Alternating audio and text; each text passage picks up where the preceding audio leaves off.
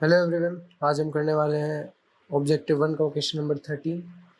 तो क्वेश्चन कहता है क्या कि if the earth stops rotating, एक second, if the earth stops rotating the apparent value of G on its surface will be. तो मान लेते हैं ये हमारी जो है अर्थ है, ठीक है। तो ये अर्थ जो है हमारी वो रोटेट कर रही है वेस्ट टू ईस्ट, ठीक है, इस तरफ रोटेट कर रही है और ये हमारा इक्वेटर है। तो यहाँ पे अगर मान लो कोई पॉइंट है, कोई ऑब्जेक्ट बैठा है, तो अर्थ रोटेट कर रही है, वो भी रोटेट कर रहा है, ठीक है।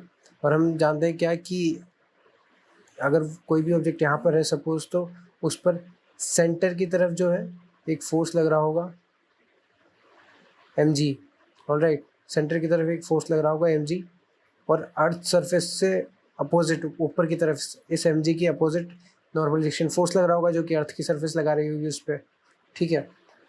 और ये जो ऑब्जेक्ट है ये अर्थ के साथ साथ रोटेट भी कर रहा है, ठीक बात है। तो क्योंकि हम जानते हैं कि ऑब्जेक्ट रोटेट कर रहा है, ऑब्जेक्ट रोटेट कर रहा है यानी कि वो एक सर्कुलर मोशन में है, तो उस पर एक सेंट्रीपिटल फोर्स होगा, ठीक है। तो यहाँ पर नेट फोर्स टूवर्ड सेंटर क्या है, नेट फोर्स टूवर्ड सेंटर कितना हो जाएगा हमारा, टूवर्ड सेंटर हो जाएगा हमारा mg माइनस n। ये नेट फोर्स टूवर्ड सेंटर है, यही फोर्स को अपन सेंट्रीपिटल फोर्स के इक्वल रख देंगे। सेंट्रीपिटल फोर्स हमारा m ओमेगा स्क्वायर r, ठीक है। ओमेगा यानी कि जो एंगुलर रोटेशन की स्पीड है अर्थ की वो, और r हो जाएगा रेडियस ऑफ दिस सर्किल, ठीक है। ये ऐसे रोटेट कर रहा है अगर, तो इस सर्किल का रेडियस हो जाएगा r, ऑलराइट। तो ये हमारा नेट सेंटर की तरफ फोर्स, और उसको इक्वल कर दिया हमने सेंट्रीपिटल फोर्स के, क्योंकि यही फोर्स जो है सेंट्रीपिटल फोर्स प्रोवाइड करा रहा होगा, ठीक है। तो अब हम देख सकते हैं कि if the earth stops rotating, तो ये घूमना बंद कर देती है। अगर घूमना बंद कर दिया तो कोई भी फोर्स लगेगा ही नहीं सेंटर की तरफ, ठीक है, क्योंकि सर्कुलर मोशन में नहीं घूम रहा, तो कोई भी फोर्स, सेंट्रीपिटल फोर्स नहीं चाहिए हमें। तो यानी कि ये वाली फोर्स की वैल्यू जीरो हो जाएगी। जीरो हो जाएगी तो हम क्या बोलेंगे, M G will be equal to N हो जाएगा, ठीक है।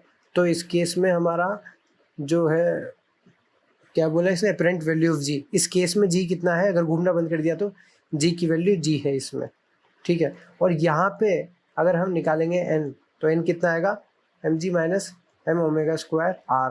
तो इसको हम एम कॉमन ले लिया, तो G minus omega square R, ये जी में से कुछ लेस हुआ तब जाके वो हमारा जी आया। यहाँ पे जी कितना आया, यहाँ पे जी आया जी माइनस ओमेगा स्क्वायर आर, इसको जी डैश बोल देते हैं, ठीक है।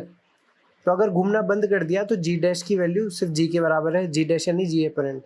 और अगर घूम रही है तो जी माइनस समथिंग, यानी कि घूमने पर वैल्यू कम हो रही है।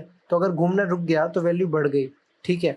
तो इंक्रीजेज, और एक और ऑप्शन है increases at some places and remains the same at some point. तो ऑप्शन डी करेक्ट है। क्यों, क्योंकि अगर कोई पॉइंट यहाँ है तो वैसे घूम रहा है इस आर रेडियस में, कोई पॉइंट ऊपर की तरफ है तो आर वेरी हो रहा है ना, धीरे धीरे आर कम हो गया। ऐसे करते करते मान लो कोई पॉइंट यहाँ आएगा तो उसका सर्किल तो कितने, उसका सर्कुलर मोशन कितने रेडियस का होगा, उसका सर्कुलर मोशन होगा रेडियस जीरो का।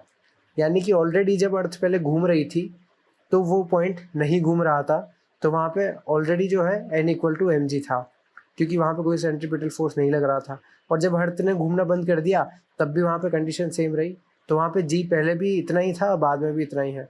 तो बाकी सब पॉइंट्स पे इंक्रीज हुआ, लेकिन कुछ पॉइंट्स ऐसे हैं जहाँ पे सेम रहा, ऑलराइट। तो ऑप्शन नंबर डी जो है करेक्ट आंसर है।